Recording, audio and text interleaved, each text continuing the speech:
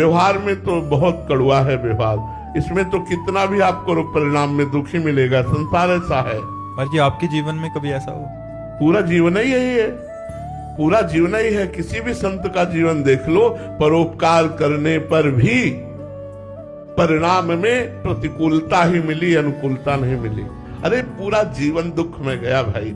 पूरा जीवन जब खाने योग्य थे तो खाने का नहीं था, जब खाने की सामग्री आई तो खाने योग्य नहीं रहे। हमारा मालिक बड़ा खिलाड़ी है, वो बड़ा खिलाड़ी है। व्यवहार में तो बहुत कड़वा है व्यवहार। इसमें तो कितना भी आपको परिणाम में दुखी मिलेगा, संसार ऐसा है।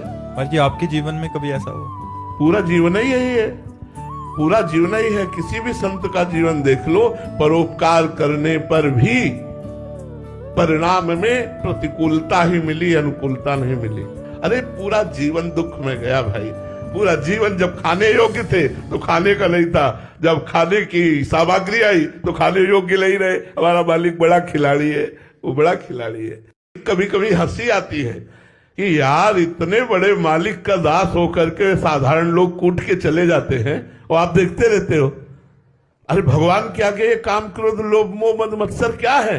अगर उनके दासों को ये परास्त करते हैं तब तो इज्जत की बात है कि आपका दास हम कहलाते हैं, हमको ये साधारण लोग मार के माया के चले जाते हैं ना। तब तो कृपा करो, ऐसी सुरक्षा कर दो कि कम से कम काम क्रोधादि दोष आपके पवित्र समर्पित हृदय में इनका प्रभाव न पड़े। बस इस बात से हमारी उनकी होती है और कोई सी बात से नहीं होती। पर जी कोई ऐसा संविधान है क्या कि इतना तप के बाद मिलेंगे, इतने जप के बाद मिलेंगे, इतना समय बीतने के बाद मिलेंगे? असल बात, मेन जो पॉइंट है वो समर्पण है।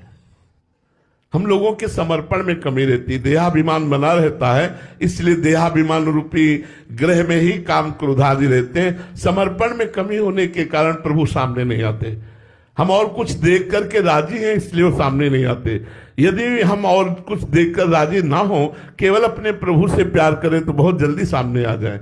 हमारा केवल समर्पण प्रभु के प्रति हो तो बहुत जल्दी सामने आ जाए। हम लोगों में त्रुटियां हैं, इसलिए अब वही दूर करेंगे, वही अपनाएंगे।